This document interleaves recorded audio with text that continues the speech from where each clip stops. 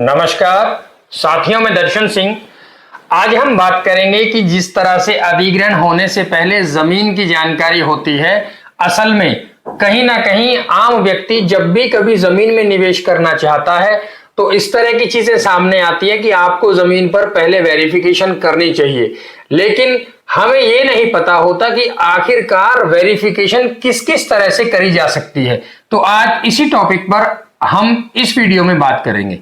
साथियों, जैसे यहाँ जिला गौतम बुद्ध नगर में प्राधिकरण अधिग्रहण करके नया शहर बसाने के लिए और अधिक अपना जो विस्तार क्षेत्र है उसको बढ़ाने की तैयारी में है। अब वहां पर पहले बहुत अधिक संख्या में ऐसे लोग हैं जो पहले इन्वेस्ट कर रहे हैं, जमीन वहां पर खरीद रहे हैं जहां अधिग्रहण अभी होना बाकी है। अब कहीं ना कहीं प्रॉपर्टी के जो दाम है वो भी ज्यादा उसमें मतलब पे किए जा रहे हैं उनके द्वारा। जैसे आमतौर पर माने 4125 रुपए की दर के आधार पर यहां पर जमीन का अधिग्रहण होगा, लेकिन वहां जमीन इससे लगभग डबल में भी लोग खरीद रहे हैं। तो आखिर इसमें किस तरह की समस्या है और क्या कारण ऐसा है जो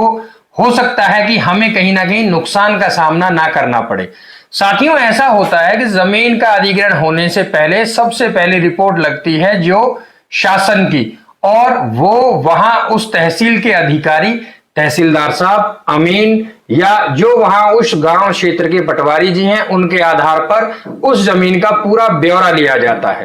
अब यदि वहां पर आम व्यक्ति कोई भी वहां निवेश करना चाहे तो निवेश करने से पहले सबसे पहले उनकी ये जिम्मेदारी बनती है कि जमीन की पूरी जांच पड़ताल कर ही निवेश करें,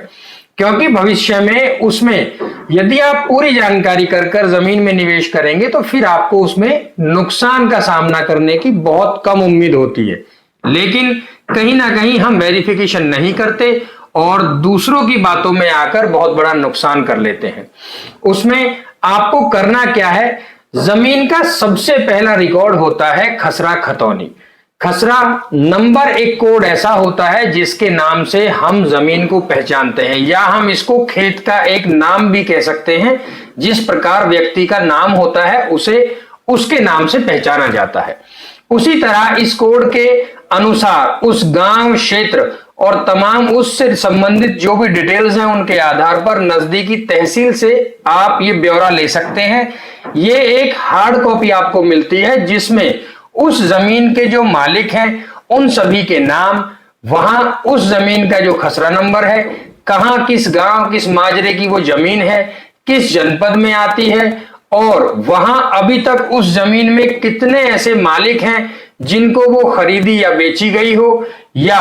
क्या वो जमीन किसी बैंक द्वारा ऋण बाध्य तो नहीं है, या किसी व्यक्ति ने उस खेत पर कोई लोन तो नहीं ले रखा। तो इस तरह की तमाम चीजें आप वहां उस खसरा खतौनी के आधार पर देख सकते हैं, क्योंकि जो भी उस जमीन में जो भी फेरबदल हुआ है, जो भी क्रय विक्रय किया गया है, तो पिछले कुछ वर्षों का रिकॉर्ड आपको वहां उस खतौनी में मिल जाएगा, जिसके कारण आप ये देख सकते हैं कि इस जमीन के मुख्य मालिक कौन है और किस मालिक, यदि एक से अधिक मालिक हैं तो जमीन किसके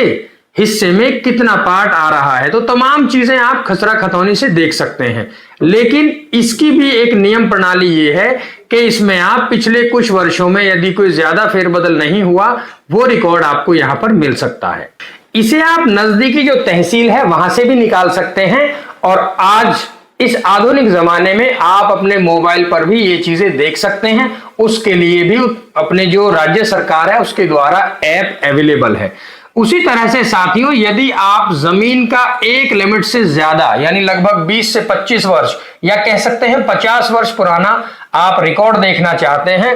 तो उस प्रक्रिया के लिए आपको जमीनी दस्तावेज का जो भी कार्यालय है वहां जाकर एक लिमिट से ज्यादा पुराने रिकॉर्ड के लिए जो पेपर निकाला जाता है उसे एक शब्द में यदि बोला जाए तो 12 साला भी उसको कहा जाता है। साथियों, 12 साला या 4145 ये ऐसे पेपर्स हैं जिसके आधार पर आप जमीन का पुराना से पुराना रिकॉर्ड देख सकते हैं कि इस जमीन में पिछले 12 वर्ष या उससे अधिक जो भी समय है उस समय में कितना फेरबदल इस जमीन में किया गया है, कितनी बार इसे बेचा गया है, कितनी बार खरीदा गया है, पहले कौन मालिक थे, फिर बीच में कौन मालिक हुए, अब कौन मालिक हुए, तो पिछले लंबे समय से उस जमीन से जुड़ी जो भी जानकारी है उसके लिए आप जमीन की सर्च रिपोर्ट या 12 साला इस तरह के पेपर से आप उसकी तमाम हिस्ट्री जान पाएंगे। तो इस तरह के पेपर्स में हमें अवेयर होना चाहिए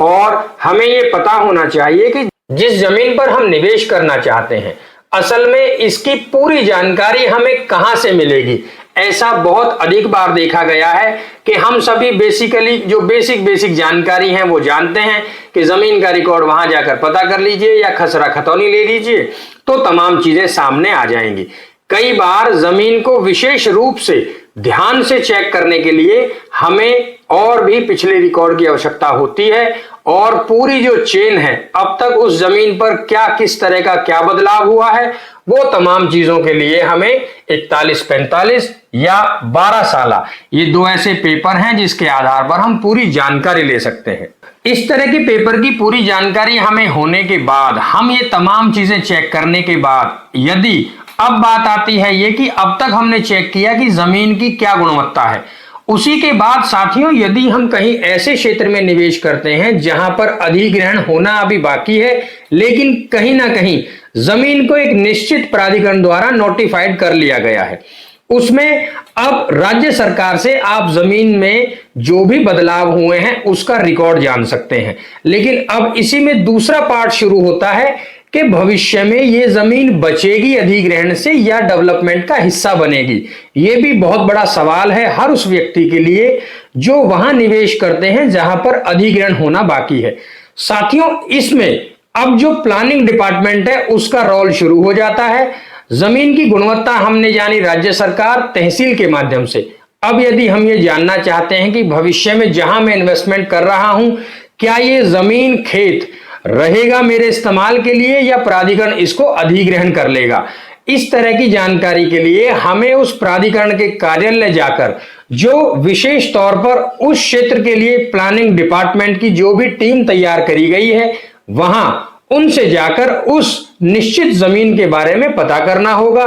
उस जमीन के खसरा खतौनी के अनुसार गांव माजरा और इस तरह की तमाम चीजों के अनुसार हम ये बहुत आसानी से पता कर सकते हैं कि भविष्य में इस जमीन को प्राधिकरण द्वारा अधिग्रहण किया जाएगा या नहीं किया जाएगा। साथ ही साथ साथियों इस तरह के कई ऐसे एक्ट हैं जिसके माध्यम से प्राधिकरण जमीन को अधिग्रहण करता है। तो उस एक्ट के अनुसार उस जो भी एक्ट है उसके अनुसार आप वहां जाएंगे, प्राधिकरण में ये चीज सुनिश्चित करेंगे कि इस गांव इस माजरे की जमीन भविष्य में अधिग्रहण में ली जाएगी। अब बात आती है तो ये कि उस क्षेत्र में जो भी अधिग्रहण होना है उसकी यदि हम पहले से जांच पड़ताल करने के बाद जानकारी कर लेंगे तो मेरा दावा है भविष्य में हमें किसी भी तरह का नुकसान का सामना नहीं करना पड़ेगा। तो आप सभी सचेत रहकर और बहुत अच्छे तरीके से निवेश करें। अपना आपका पूरा अधिकार है जहां आप निवेश कर रहे हैं उसकी पूरी वेरिफिकेशन करें।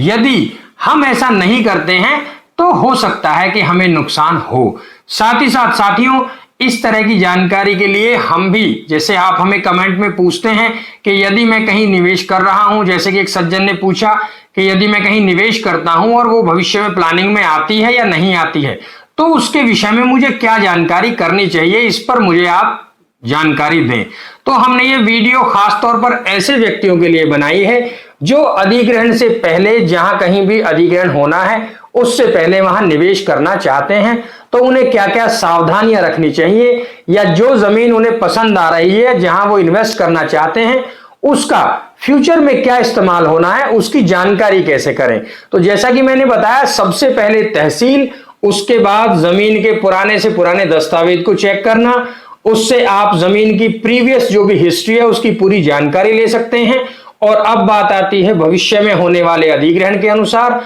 तो आपको उस प्राधिकरण के ऑफिस जाकर वहां जो प्लानिंग डिपार्टमेंट है उसके अनुसार आप पूरी जानकारी पता कर सकते हैं। तो आप सभी सचेत रहें और ध्यान से निवेश करें, अच्छा एप्रिसिएशन कमाएं, अच्छा निवेश करके अपने पैसे को सुरक्षित तरीके से बढ़ाएं। आप सभी के लिए शुभकामनाएं और इस तरह की जानकारी के लिए हम कोशिश करते हैं कि वीडियो बनाकर आप सभी को अवेयर किया जा सके। साथियों, यहां जिला गौतम बुद्ध नगर में किसी भी तरह का निवेश करना चाहते हैं, नीचे स्क्रीन पर हमारा नंबर दिया गया है, ये नंबर डाल करके आप जानकारी हमसे ले सकते हैं। हमसे जुड़े रहने के लिए धन्यवाद। जय हिंद।